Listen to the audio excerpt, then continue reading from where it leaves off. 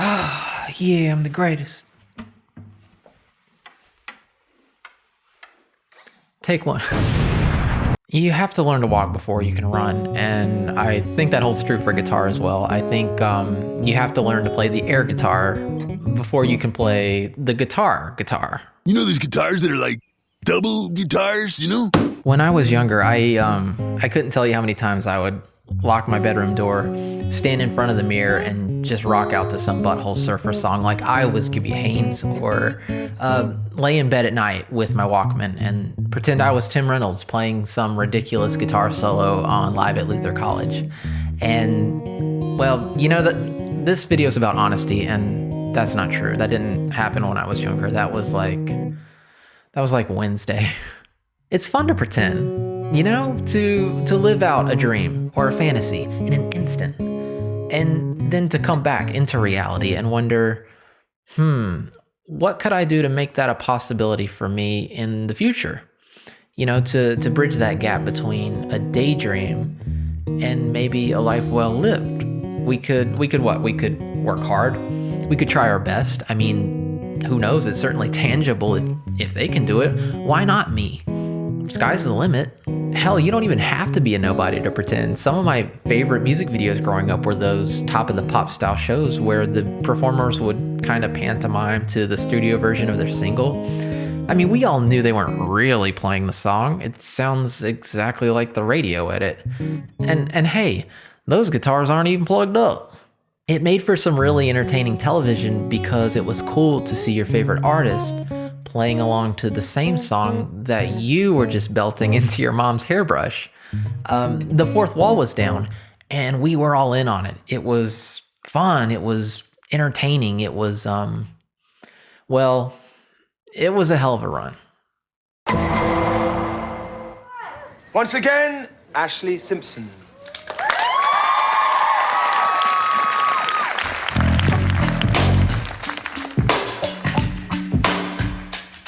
On a Monday, I am waiting. Tuesday, I am fading.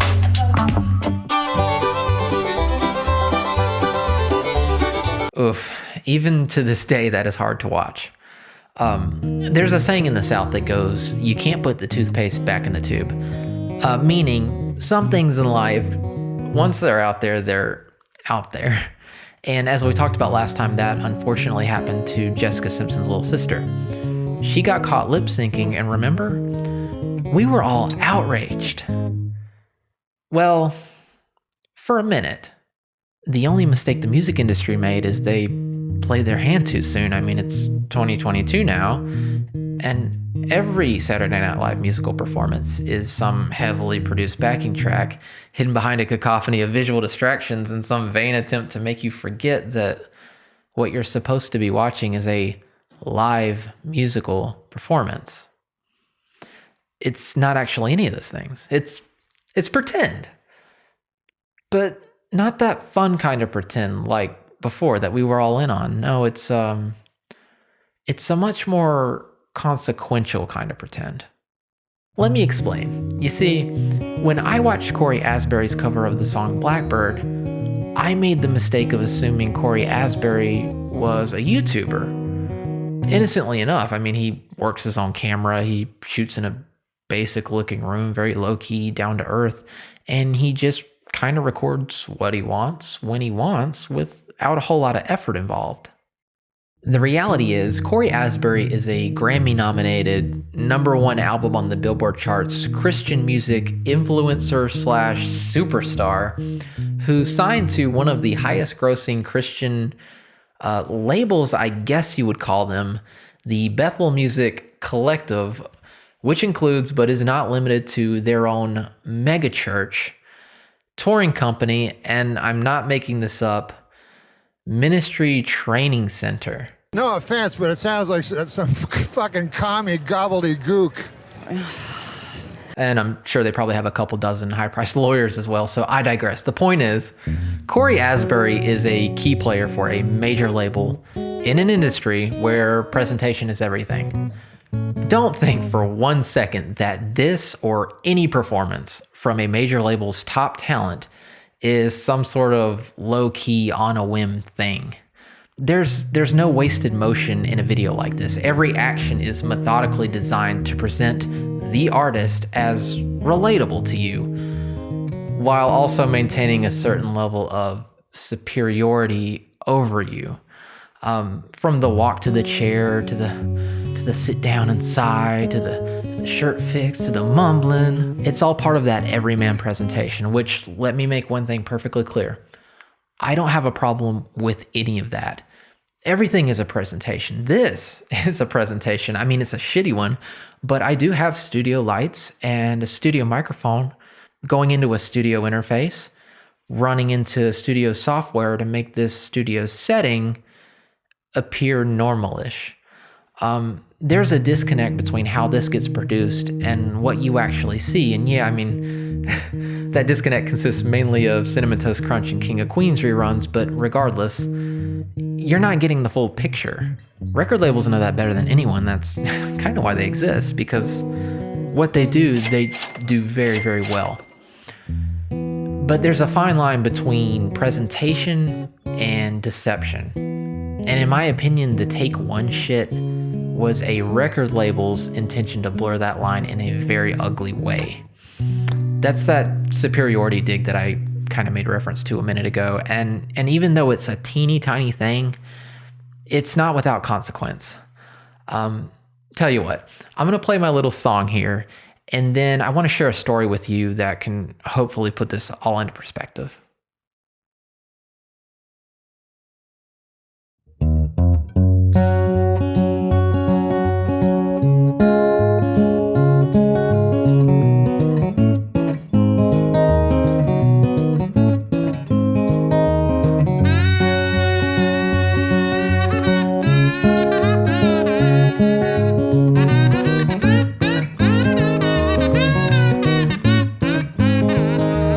This is a verse about a man who dared to fall head over heels for a woman who shared similar interests, similar looks, similar taste in similar books.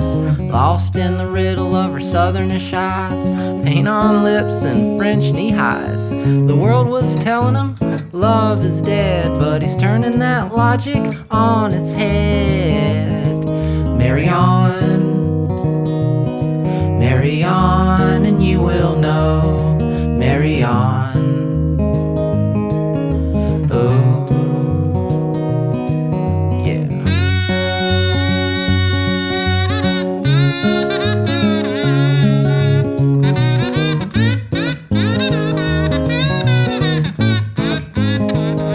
Well, this is a verse about a woman who dared to fall head first for her young au pair. Middle-class values and normalcy, to her that was so last century. She wooed her with Ritalin and drugged me high, Egon, Sheila, Prince, and French fries. The kind of story made for the stage, the kind of story just jumps off the page. I tell you, marry on, and you will know. Marry on. Oh. Well, marry on, children. But be aware that the world, it doesn't want you anymore. Well, I know you like to refute all I say. I know that you would like to refute all I say. I know that you like to refute all that I have shared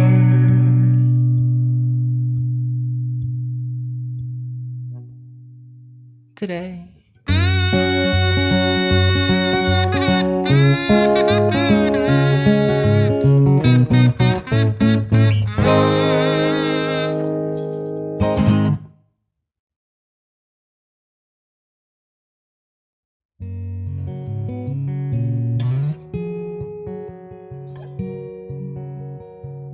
When I was a kid, I grew up with something called obsessive compulsive disorder, or OCD as you probably know it. And one of the great things about having OCD is that you get really good at hiding the fact that you have OCD. So my disorder went completely undiagnosed until I was around 18. That's, when I kind of realized whatever this thing was that was wrong with me, it's not going away. I played the part of a normal kid pretty well. Internally, things were anything but, and I wouldn't even know where to begin talking about just the hell of all that. This isn't about that. I only bring it up because I wanted to talk about one of the byproducts of my experience with obsessive compulsive disorder. And it's that I am hardwired to be what you would call a perfectionist. And perfectionism is almost one of those humble brag terms that people will throw around in conversations, or say like at a job interview, or someone asks, what is your biggest weakness? And they'd say, oh, well, I just care too much, or, oh, I'm a bit of a perfectionist. Everything I do is just too good. Activist, yes. So the concept of perfectionism in our society is kind of looked upon as a positive trait. It's something that keeps you focused and driven. Maybe it allows you to exceed expectations or hold yourself to a higher standard than everyone else. Maybe even perform a task at a higher level than everyone else. When you are a perfectionist, you really start to identify with the term. This is who I am. This is what I do. This is how I do it. I was talking to my dad on the phone not too long ago, and we were just shooting the shit about bands we like and songs we need to listen to like we always do.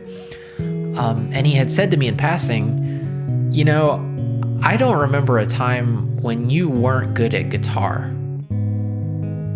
And when I got off the phone with him, I thought about that for a very long time because I knew that couldn't be true. But he was right. I've always been good at this. I don't know what you call that. If you're a religious person, you might say it was a gift from God or Esteban. Do you remember Esteban's gift of guitar? That particle board bunch of horse shit. The guitar, the video, the carrying case, the strap, the picks. So I've always been good at this. But the difference between good and great is in the details. And the devil's in the details too. Music is one of the greatest things that has ever happened to me. And it's one of the worst things that has ever happened to me. I've never been good enough for me. Ever. I've always had this perpetual voice in my head saying, it's not enough to be good, you need to be great. Well, it's not enough to be great, you need to be amazing. It's not enough to be amazing, you need to be prodigious. It's not enough to be prodigious, you need to be perfect. That's not fair for anyone, let alone a kid. Because there's no such thing as perfect. It's a paradox. It's impossible. When you try to be perfect at something, it makes you very, very not perfect at everything. I can remember times when I was younger where parents would actually chastise their kids in front of me. They'd say things like, look at how hard Dustin works. Look at how talented he is. You could be that talented if you tried harder. Why can't you just apply yourself like he does? Why can't you just be more like Dustin? Dustin never got to be a kid. I feel fortunate now. I'm sorry. I feel fortunate because I get to be a kid now. At 35, I take a multivitamin and I have 3 hairs left and my hands hurt like a motherfucker, but until the day I die, I get to be a kid because I carried a weight my whole life until one day I decided it was okay to put it down. So you'll have to excuse me if I make a mountain out of a molehill because some guy said take one on a couple YouTube videos. I know it's stupid. I know it doesn't mean anything in the grand scheme of things. But here's the deal. When your core demographic of super impressionable, super religious teeny boppers watch you present your content as take one perfect, some of them are going to look up to you. Some of them are going to want to be just like you. Do you see where I'm going with this? When they struggle, not if they struggle, when they struggle, they're going to internalize that struggle as a bad thing. Because hey, my hero, Corey Asbury, he doesn't struggle at this. He's perfect. And gosh, even if I could play it that well, there's no way I could play it on the first take like he does. Why am I not getting this? There must be something wrong with me. Maybe I don't have what it takes. Maybe I should just give up. What I went through in the pursuit of perfection, that's on me. If you want to present yourself as some immaculate, holier-than-thou artiste who can do no wrong, which don't even get me started on the religious hypocrisy of all that, salty. If you want to fabricate some unattainable image for your young audience to struggle to live up to, that's on you. And I'm sorry, but I just think that fucking sucks. Especially in a society where everyone struggles to be perfect, no matter the cost. To be right, no matter how wrong we are. We lie to ourselves, we lie to each other. We use this mental jujitsu to build this false reality around us that shields us, makes us feel justified in our ugliness. Our prejudice proves just how right we are and how wrong everyone else is. I mean, we've gotten to the point where people are literally dying to be right. Where did it start and where does it end? You know what the most ironic thing is? It's almost become a meme within Corey's own fan base that he will actually step away from music. He will take a year off, 2 years off from making music because he needs a break. No one's taken a break at the Krusty Krab since the Chum Famine of '59.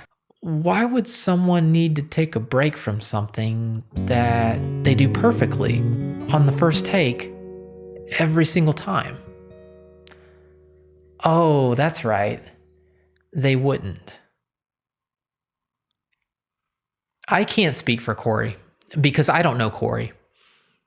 But I do know very well why I, in the past, have taken a year off, 2 years off from making music. It's because being perfect is fucking exhausting. And I won't be that anymore. I refuse. It's a really simple solution that unfortunately has taken my entire life to figure out, but that's okay because I get it now. And I think it took seeing the dilemma that Corey's in to understand that about myself. I sympathize with Corey, and I know I've been harshly critical of him in this video quite unjustly at times, and for that I sincerely apologize. I really do. I only know how to be hard on myself. And when I saw him do what he did, I don't know, I guess I just saw the uglier parts of me. And it was kind of like looking into a mirror, and I didn't like that one bit. Music is a beautiful thing. Maybe even the most beautiful thing. Don't tell her I said that. It's supposed to be fun and real and true to life, and life's not perfect. So music shouldn't be either. If I'm most proud of anything these days, it's that I've recorded and produced 6 tracks for this project so far. And this is the truth. At one point or another, all 6 of those tracks I had to pull from my computer's recycling bin. People can change. I used to be a piece of shit. These videos were supposed to be about me making fun of old people falling off hoverboards.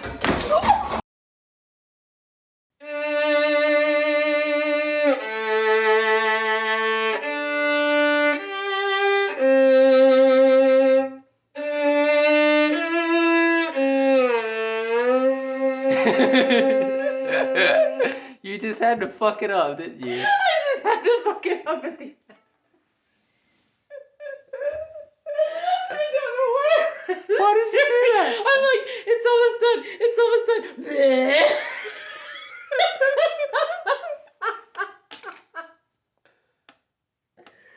Oh man, I suck.